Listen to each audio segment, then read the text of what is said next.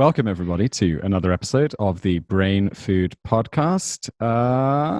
Today, part 2. And for the live crew, we are we're just off the back of recording our last one. New cup of coffee has been made. Yep. What's on the agenda today? We are talking about more fascinating origin of everyday things. This is part 2. There's going to be a lot in this series. I'm not sure how many. I added it up and I could go 20 episodes, but I think that would be overdoing it. So I think we might cut it off at some point, like at 5 or 6 probably, and move on to something completely different.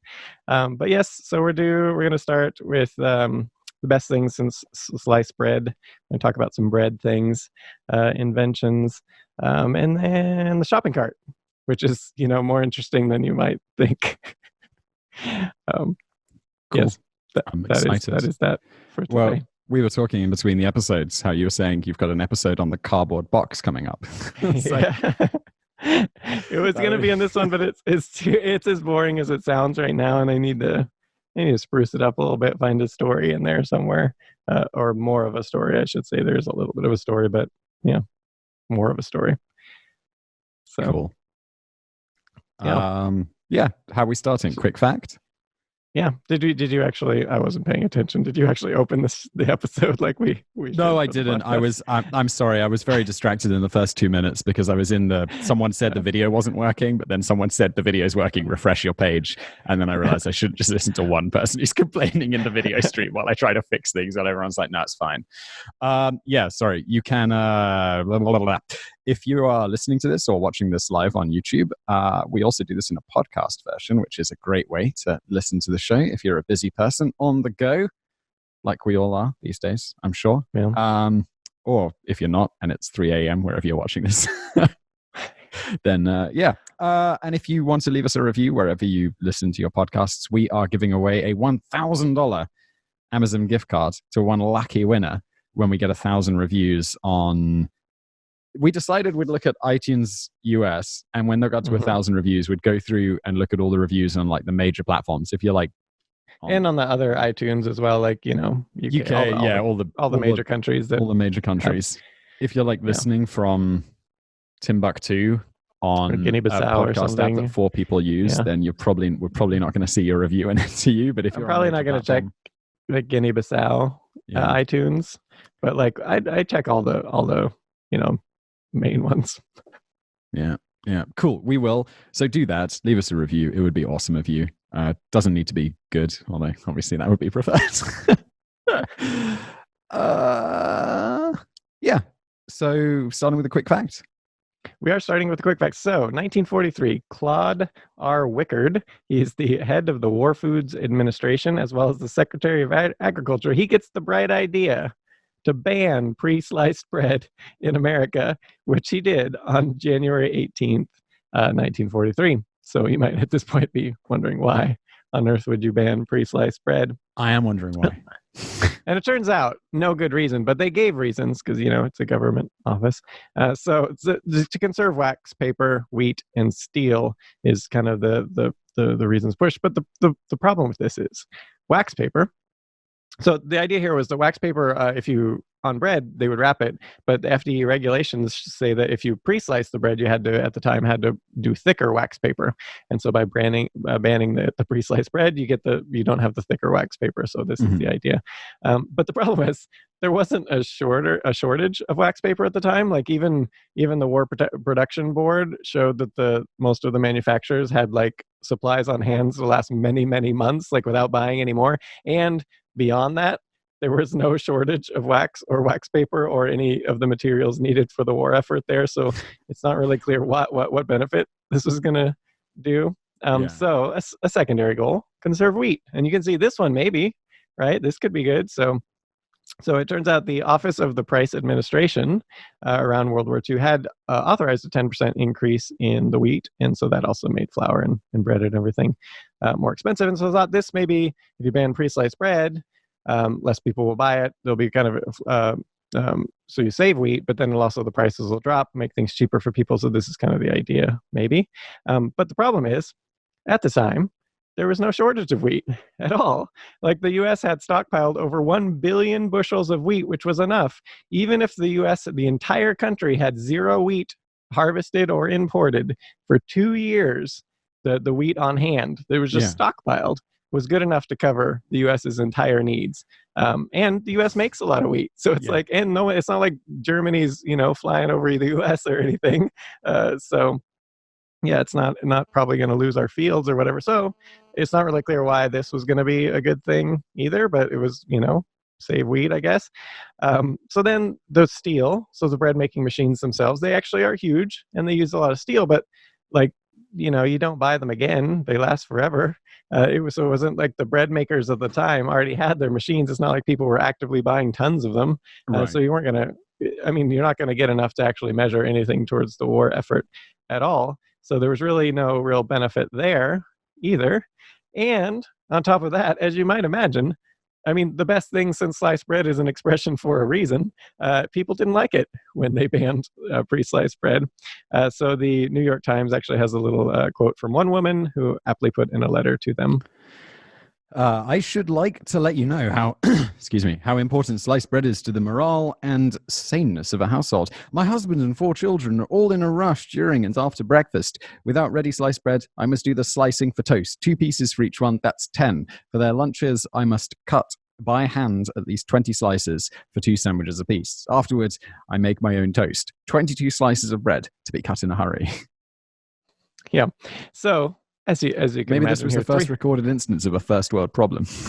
Yeah, that is a lot of bread, though. It is, yeah. And not evenly sliced. You can't make them even like the pre-sliced stuff is. So, but yeah, 3 months later, after the ban was introduced, so in March 8th, 1943, it was rescinded, with Wickard stating,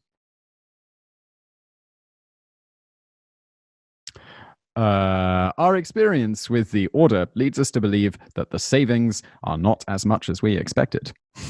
Yeah, it didn't save anything. No. It was pointless. It just probably, you can imagine, like, is Wickard just like a bureaucrat, it does seem like doing the something expression of bureaucracy. He's just doing something to make it look like he's doing something, like, I'm on the War Food Bond or Administration, so I'm gonna do something.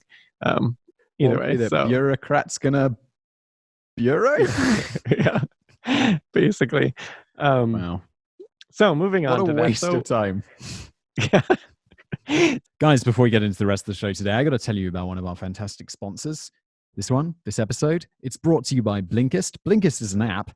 I'm going to bring up this app. I apologize if my phone gets interference while we do this. It sometimes happens, but there's not really anything I can do about that. I could turn it on to airplane mode, but then I don't know if I've got the audio and stuff downloaded. But Blinkist is basically an app which I've just opened up on here. And this is particularly fantastic for me. I'm a pretty busy dude. I'm making podcasts. I'm making videos all the time, I love reading. I really do, but I just don't find the amount of time that I would like. So Blinkist is fantastic because what they've got thousands of books in here, nonfiction books, that you can get what they call blinks from. And basically they compress the book into either a 15-minute listen or like a 15-minute read. And they divided it into individual blinks. So I recently was on holiday and I was actually getting some reading done. And I read the book Sapiens by, what's the chap's name?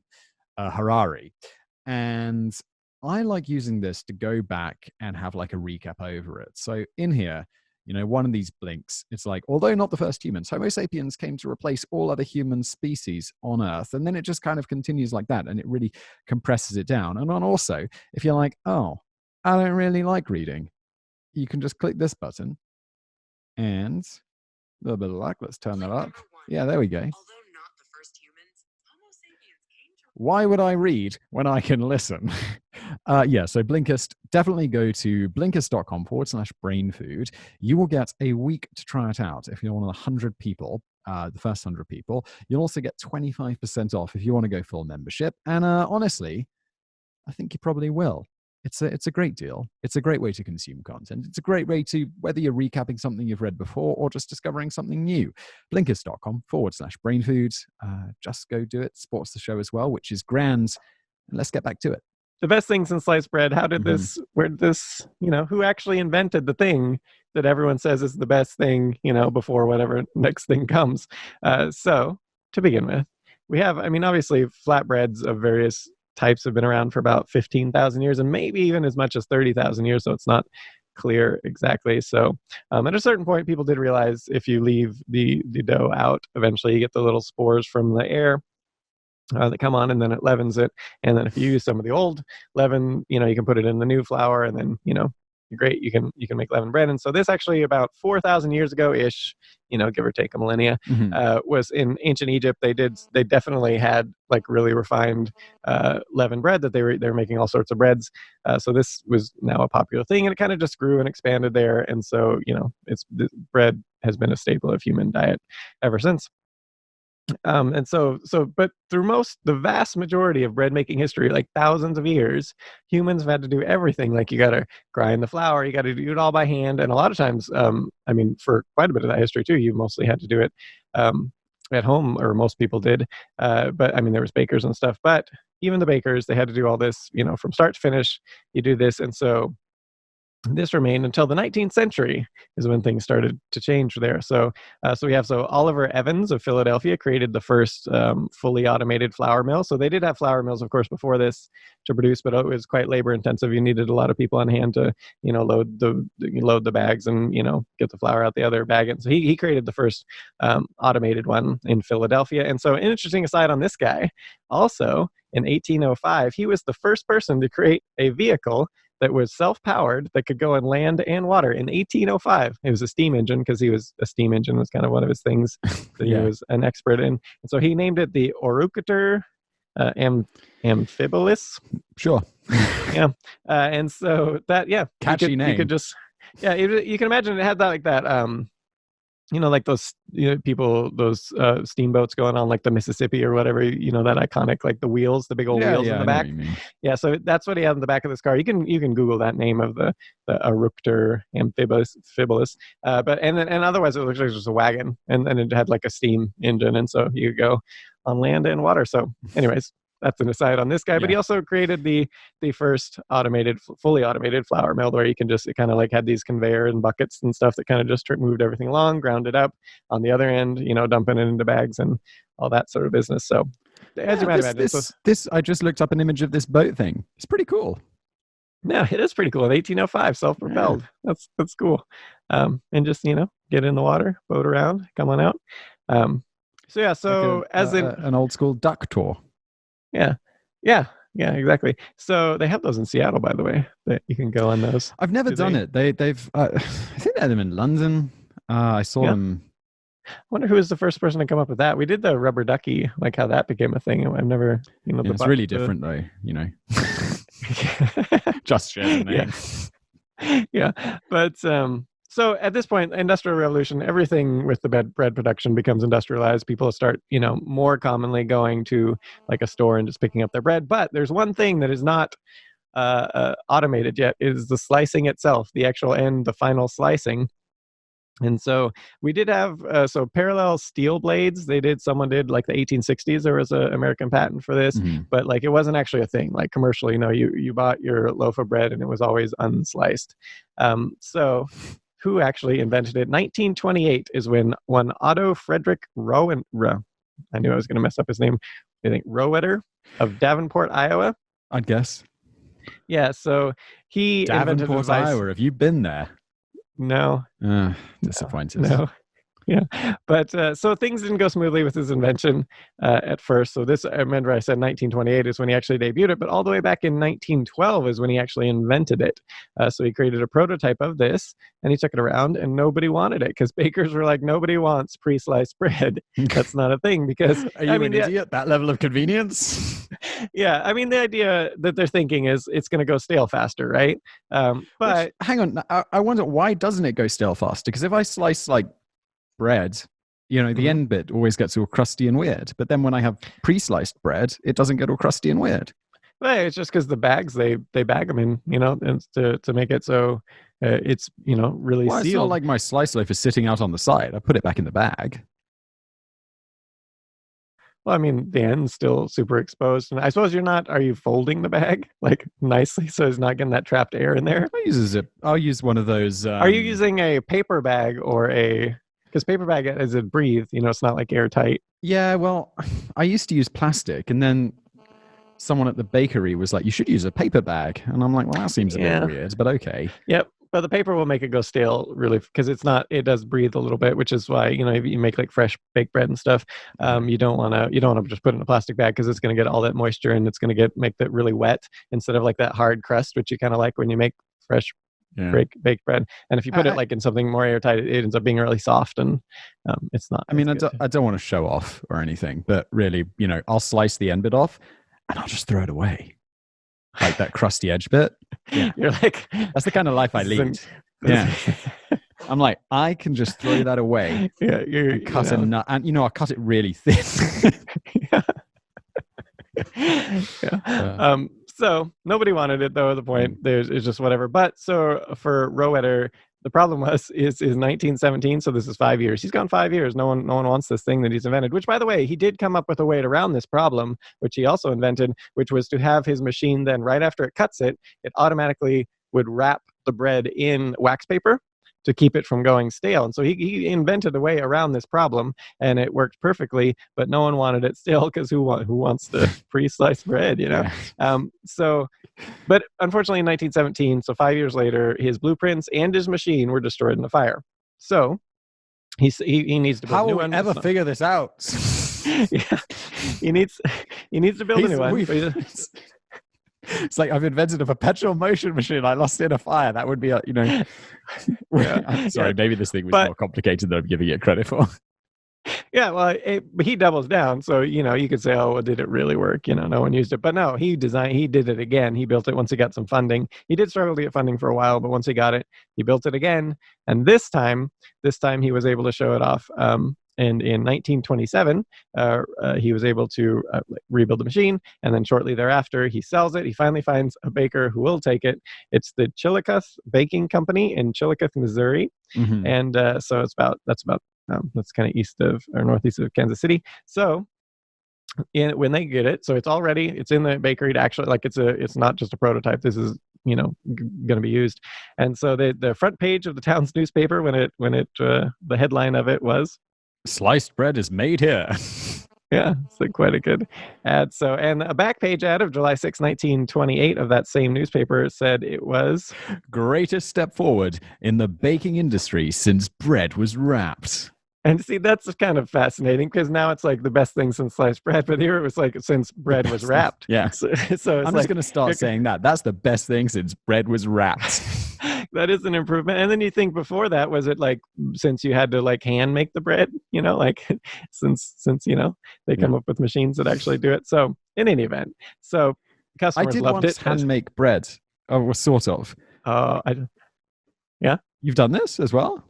Oh, I do that. I got a sourdough starter going right now. I was just using the yeast for a while, but I'm making it's all going ready to bake. I got the wheat myself from a field. I'm not joking. When I was a kid, there was a big wheat field. Yeah. There was a big wheat field out the back of the house where I grew up. And, as a kid, I think a friend of mine came round, like from school, and we went out in the garden and we picked like a bunch of wheat off this, from the edge of this farmer's field, which I'm sure probably wasn't quite legal.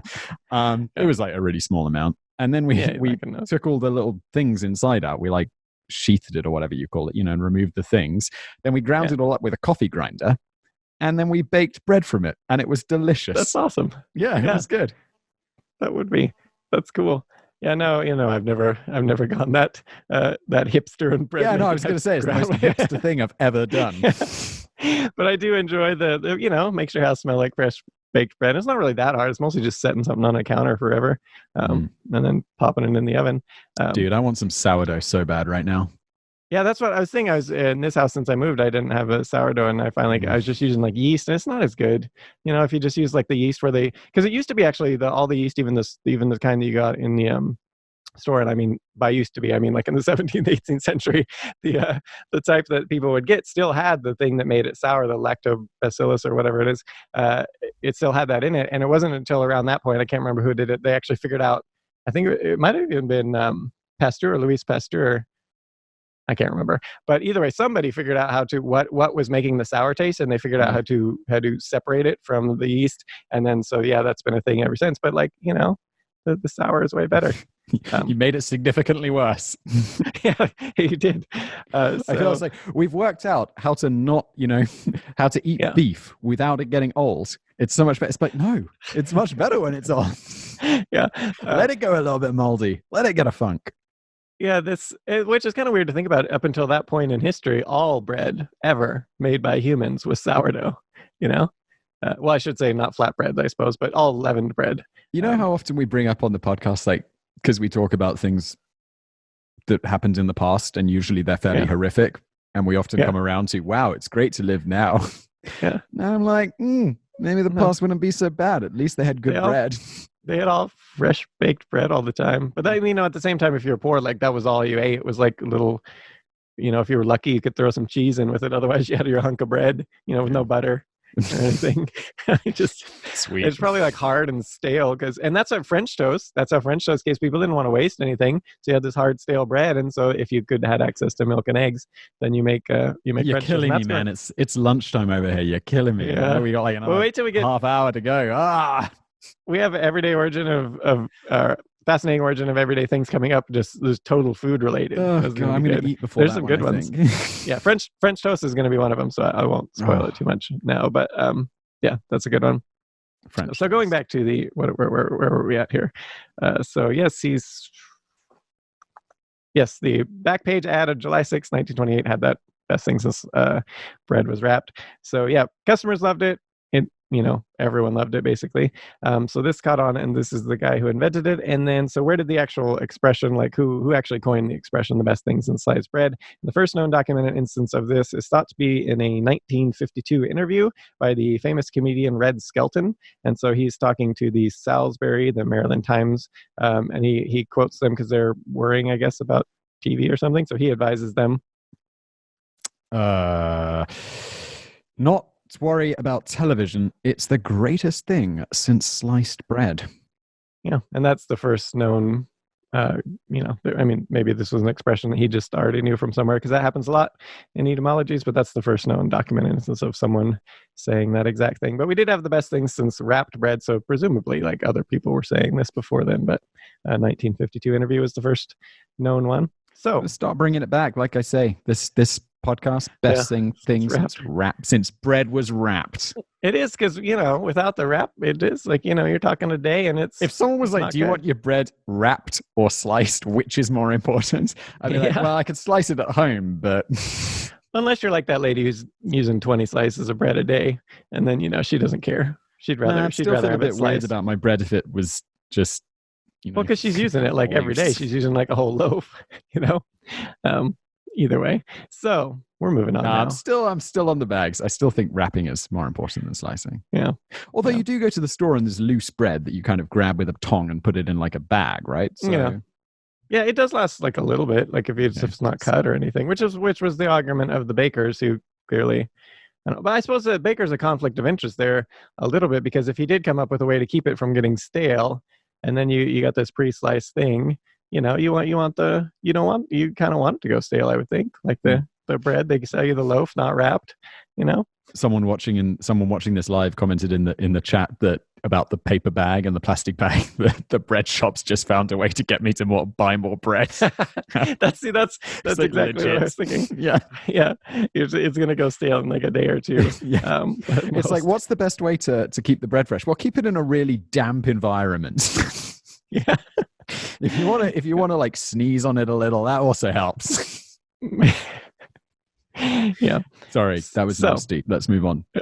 We are moving on to the shopping carts. So we have before. It's surprising because you think about the shopping cart, like it's obvious. Like, of course, like the design is obvious. How did someone not think of this just like immediately as the way to design this? And how is this not a thing going way, way back? But it turns out this is like a 20th century thing, because it took the home refrigeration, it took the automobile to then create the supermarket, instead of just like a little market that you go down and you buy your one day supply of maybe stuff that you didn't have on hand because you grow all your own stuff.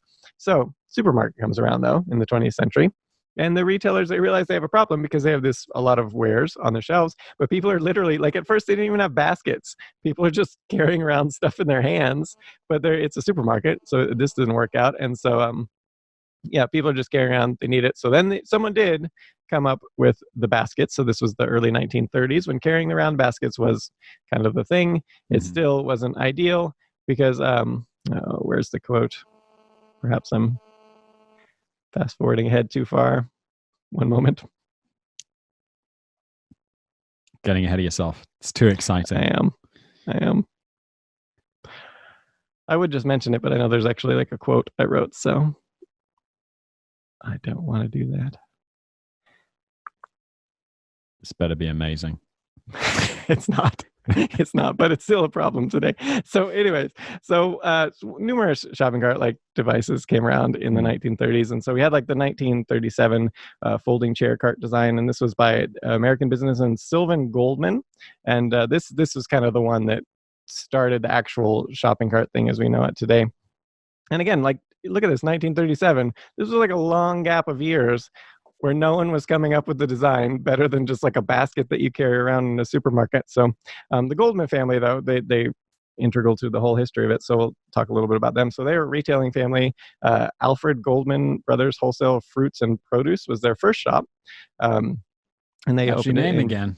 Yeah, Breckenridge, Texas. There was an oil boom going on there. And so they did great business. But then the oil business kind of died in that town. Turned into a ghost town. So they left for Tulsa, Oklahoma, which is an awful place, in 1920. And Sun Grocery Company. Tulsa, Oklahoma. Isn't that where Chandler goes to work in Friends? Oh, it's. I knew my fourth grade teacher in Tulsa, Oklahoma. Maybe it was. Wait, you're from Tulsa, Oklahoma? No, I just lived there for a couple of years. I had like the heaviest drawl accent for a couple of years for no particular reason. I didn't even know.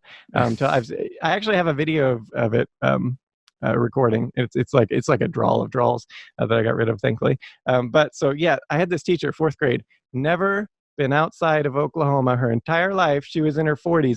I can tell you, Oklahoma is not. It's not a good place. Like, it's not the worst place on the planet, but it's not. Like, sure, it's not like in the heart of a volcano, but it's like not much better, like you might choose. It's not a good place, and never been outside of Oklahoma her whole life. It blew me away. Even then, I was only if you've never been outside, you don't, if you like grew up in a North Korean prison camp or whatever, you'd be like, yeah, I guess this is it.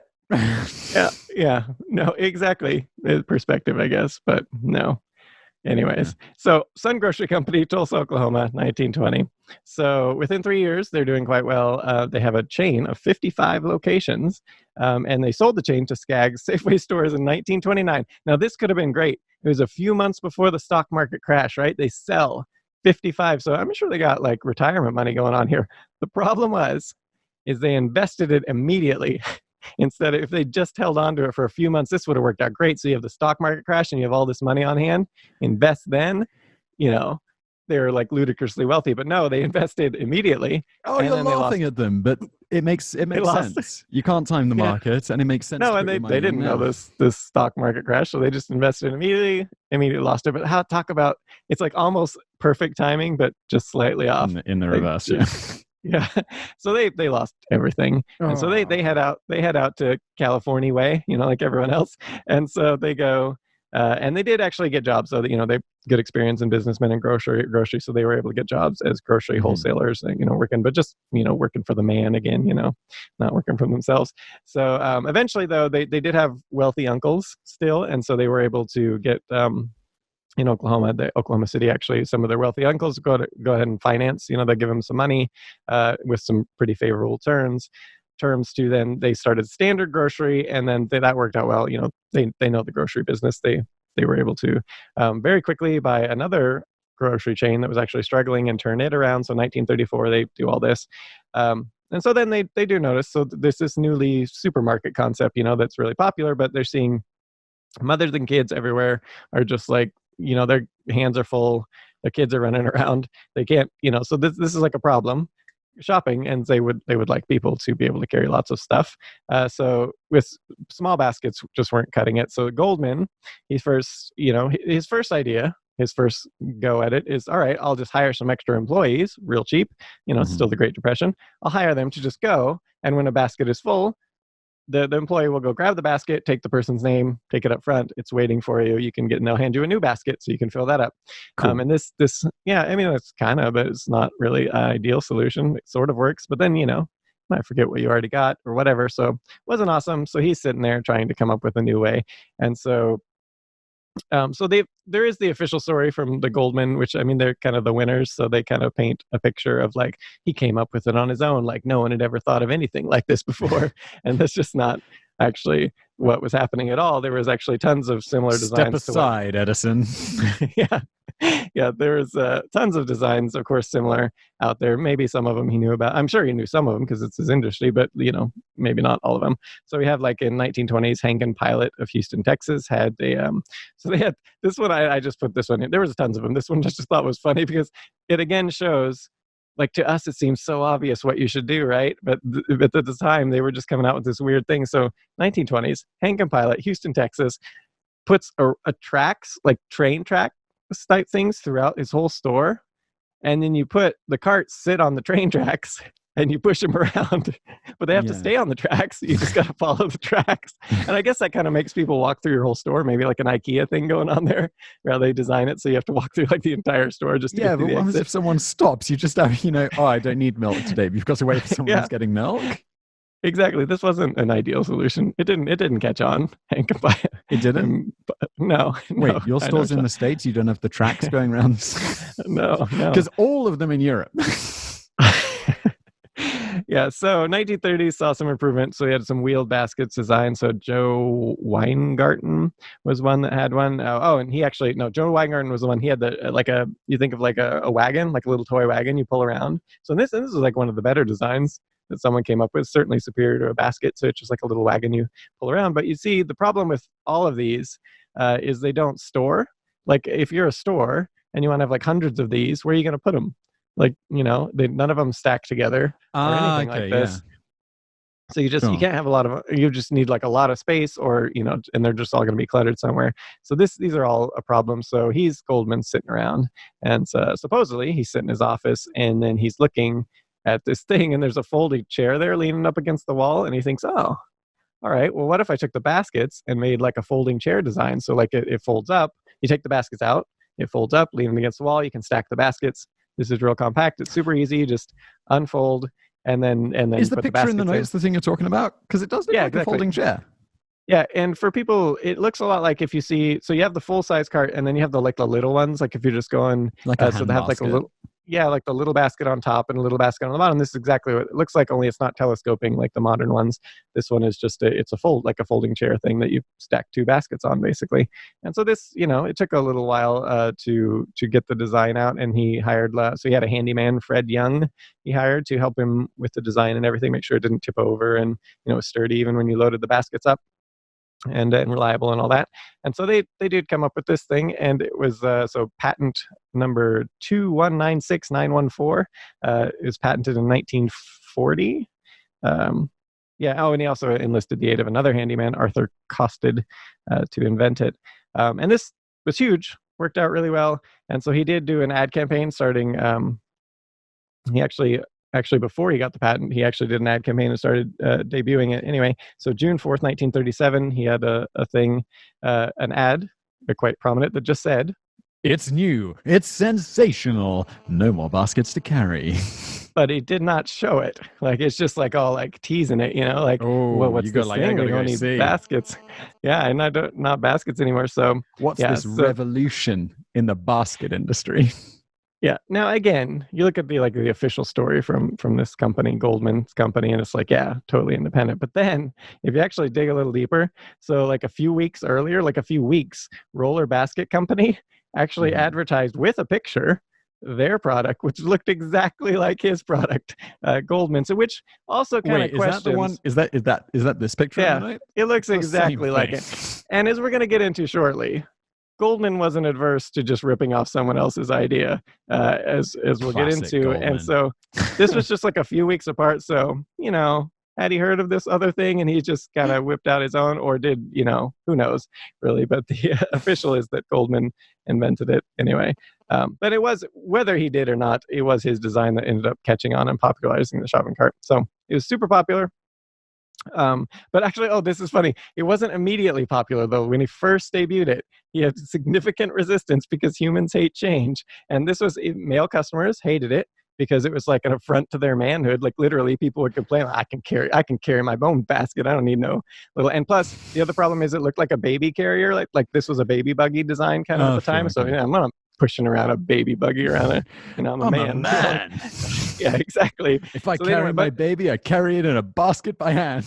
Yeah, exactly. So male customers, I should say non-elderly. The elderly loved it. It did catch on with the elderly right away, but women hated it too. And he actually had like a quote from one woman who claimed,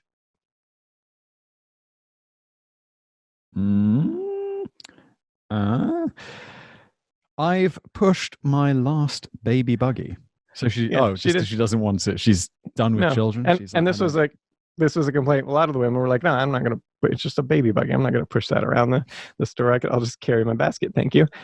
So elderly. I really wish they had a survey of the lazy. Popular with the elderly and the lazy. It's just like another example of like you see this over and over again all the time. Humans just hate change. Like it doesn't matter if it's like vastly objectively better. Like, still, yeah, no, I hate it. It's not doing that. So it was a tough sell for them. But then the fellow grocers too were like, nah, I don't know. Their chief complaint was that children would run amok on the stores, like pushing and racing and pushing each other around in the cart and stuff, which is just a thing that happens. But it's not like a major problem or anything. So this Goldman, he solves this issue by he hires people, manly looking men, to walk around his stores pushing the carts. And then he also hires women to do the same thing, and they just walk around acting like they're shopping all day long. And then he hired some greeters to show people how to unfold the things, put the basket in and all that, and then they could help them fold it back up at the end. So, and then he did for his fellow businessmen, he hired some people to do this, and he filmed it.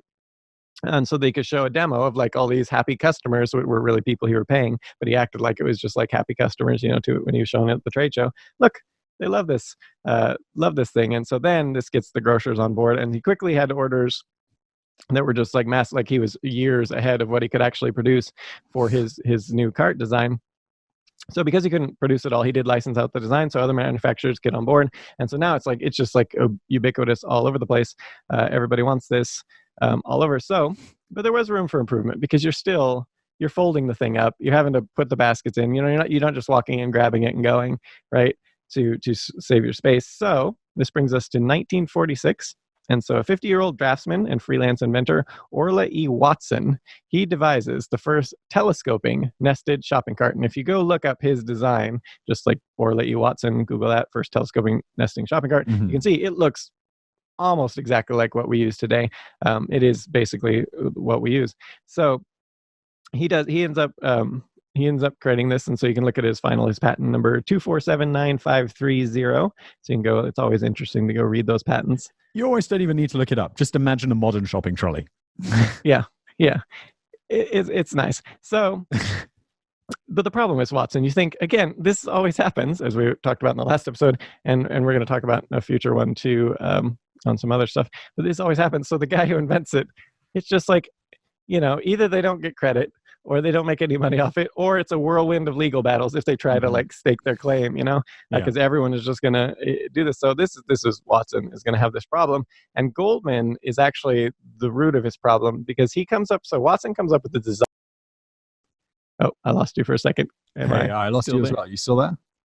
Yeah. Are we still live? Everything's still good? I think so. Okay. So he shows this around because it's not patented yet. And so one of the people he shows it to, of course, Goldman's industry, looking at the trade shows. And so he sees it. So he does eventually get a salesman, George O'Donnell, who wants to get on board. He wants to help market it to the different people. And so they together formed Telescope Carts Inc. in April of 1947 to sell these new carts, which are, very similar to the modern cart. 6 months later, they're set to debut this to this ready-made. They're ready to start selling it at a trade show. They go there, and just before they go there, though, Goldman announces they too have created a nested cart that they invented which is exactly like Watson's in design. Like every part of it looks exactly like Watson's. And so, and they were gonna, because Goldman's a big company and they can offer, they have deals with steel and all this at the time. They can offer it cheaper. They can make it cheaper and they can make it faster. And so they were actually offering it also $3 cheaper per cart, which is about $34 cheaper today. Which, I mean, that adds up when you're buying hundreds of them. So of course people are going to buy from them, and they can produce it in mass, like basically right away and with good quality. Whereas Watson and O'Donnell are still trying to ramp up the manufacturing, and they're trying to get the steel. And this is like, mass producing anything, especially when you're just starting out, that's really complicated, but Goldman's kind of got a jump on them there. But they're just using Watson's design, right? But they're just claiming it as their own. So O'Donnell, he finds out about Goldman's new cart that he's going to debut at this, they're supposed to go to. So he writes Watson a letter on October 16th, 1947, in something of a panic. These people have virtually copied our carts and have beat us to the punch with present introduction to this important group of buyers. As stated, they will also be at the Super Mercat convention, which of course will present competition and to a great degree take away from us all the glamour of being the only ones with such a featured cart. The important question is, what have you done with your patent attorney to hasten a thorough investigation as to possible infringements? And I'm sort of shouting that because you wrote that in all caps. All caps, yeah.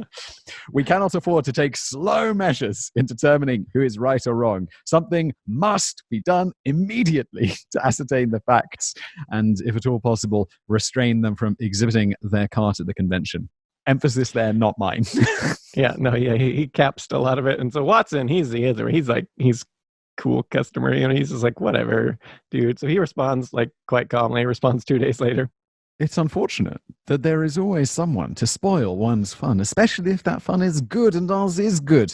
And we will be fighting them continually from now on, is my guess. This is just the beginning.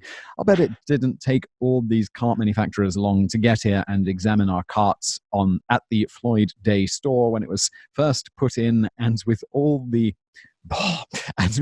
the talking we've done and pictures we've passed out, it just wouldn't be possible that they did not know about them. And of course they did. And if this Oklahoma outfit knew about them at that time, they would have had... This guy he seems to have an allergy to full stops. The whole paragraph is like one sentence. At that time, they would have jumped down on our neck long before this if they had any ideas of a patent on this telescope principle. He seems very laid back and he's clearly like, not reading what he's written. It's not only laid back, he's just like, yeah, we're going to have a lot of it's going to be legal battles nonstop, whatever. Yeah. It's going to be fine. This is going to be an absolute nightmare. It's going to our whole company, but whatever. It's fine.